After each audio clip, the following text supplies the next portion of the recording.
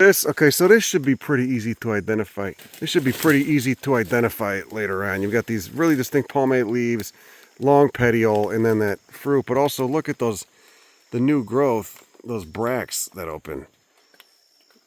This is similar. It crazy. Did you really? You had some? Mm-hmm. Well, we explain to everybody the difference between toxicity and between mushrooms and plants, and why it's actually safer to taste mushrooms than to taste plants. So plants have a lot of really strong toxins in them because they're always in an arms race with all of the herbivores. So if you eat a plant, it's just gone and it's dead. Whereas if you eat a mushroom, that's actually good for it because it spreads the spores around. So mushrooms really benefit from being eaten. So mushrooms don't have a lot of poisons because they just don't need them and doesn't benefit them in any way, whereas poisons benefit plants incredibly just because it stops the herbivores. So it's really dangerous just to go and taste random plants like I just did.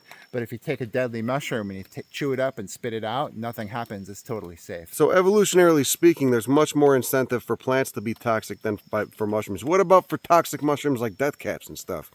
I think they're toxic just by chance because there's so many crazy chemicals in mushrooms. You take a mushroom and you run it through an LCMS and you'll see 1,000 different natural chemicals present in there. And if you just go to a random chemistry lab and eat 1,000 random chemicals, most of them will be edible, but you'll definitely come across some that are not. And that's what it's like eating mushrooms. Whereas a plant, I mean, the herbivores, and whether they're insects, microherbivores, or large, ungulate mammals, they've selected for more toxic plants, basically. Exactly.